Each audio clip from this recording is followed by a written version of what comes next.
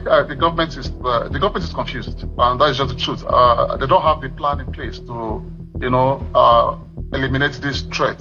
Insecurity is a big problem, and we must rally round anywhere it happens to get the country first. What if the terror plaguing Nigeria is not a failure of government, but a system that benefits from chaos?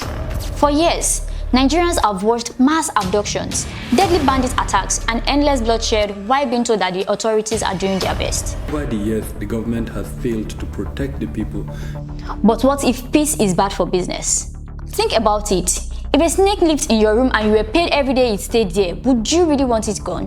In this video, we will examine the allegations, unanswered questions, and the troubling possibility that insecurity has become a profitable industry. I can't say that the government is not trying.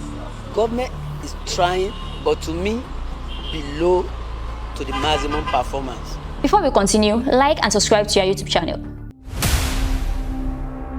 Criminality starts when people break laws and order, then it gets to kidnapping, then it gets to banditry, then it gets to terrorism.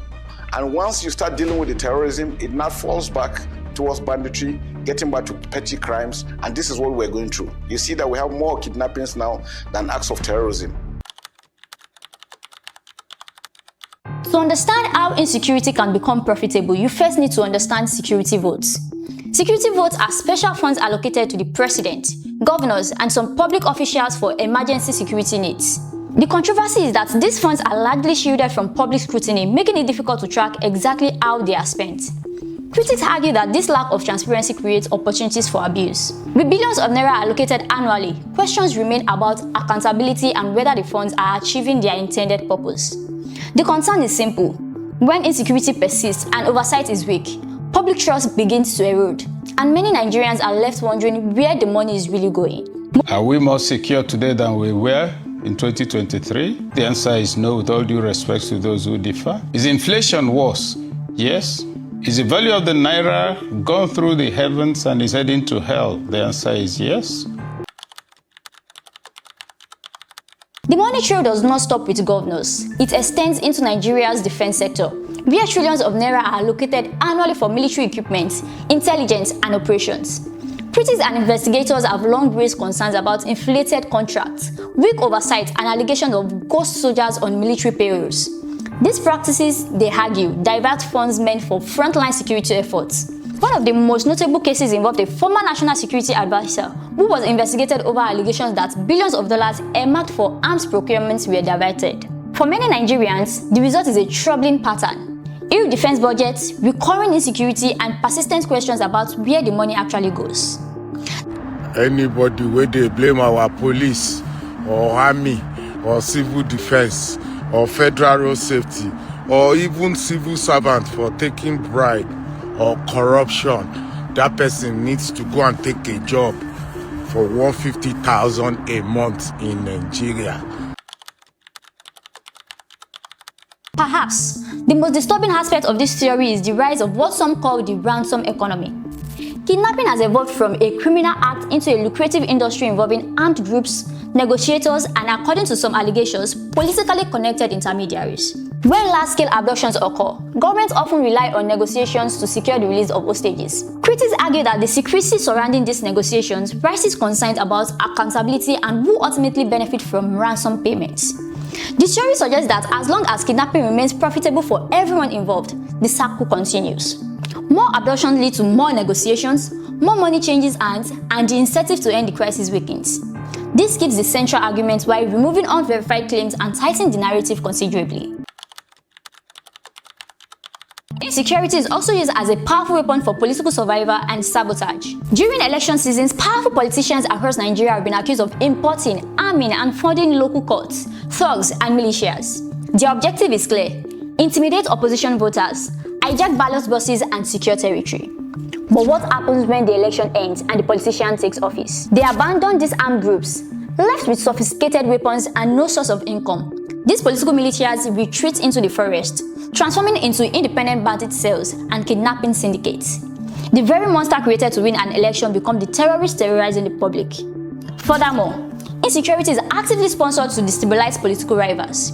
Even high-ranking officials recognize this.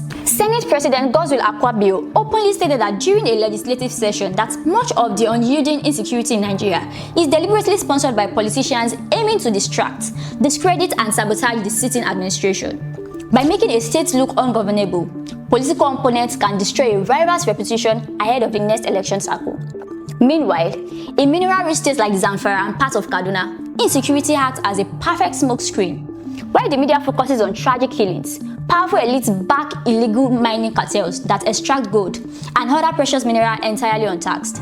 By funding local instability and keeping the region unsafe for federal regulators, these elites ensure their multi-million-dollar illicit mining operations remain completely unbordered.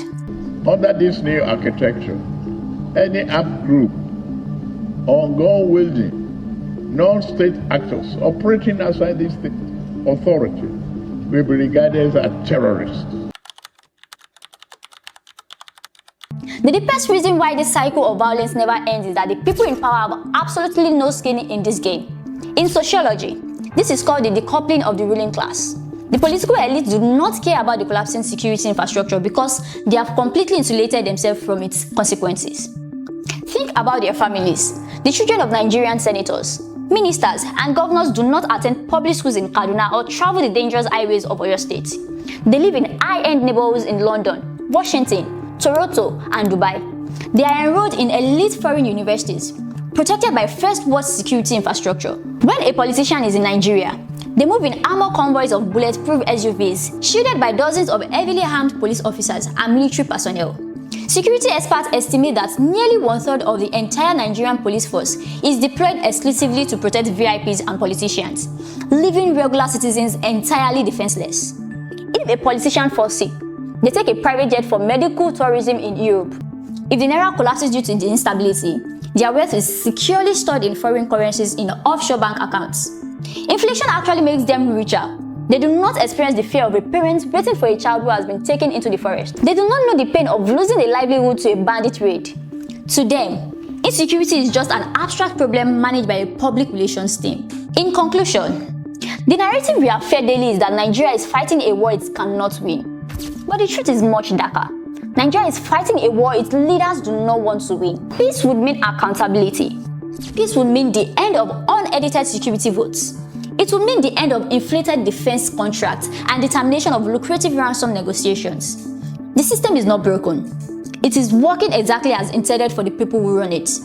We cannot afford to keep silent while our country is traded away for cash. It is time to demand real transparency. We must demand a full audit of all security votes, absolute accountability in defense spending, and a complete ban on politicians using state resources to fund private security enclaves. What do you think?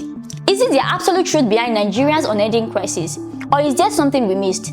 Let us know your thoughts in the comments below. Do not let this story be buried. Hit that like button, subscribe to the channel and share this video everywhere. Turn on the notification bell so you never miss our next deep dive into the hidden truths they do not want you to see. Stay vigilant and see you in the next video. Bye for now.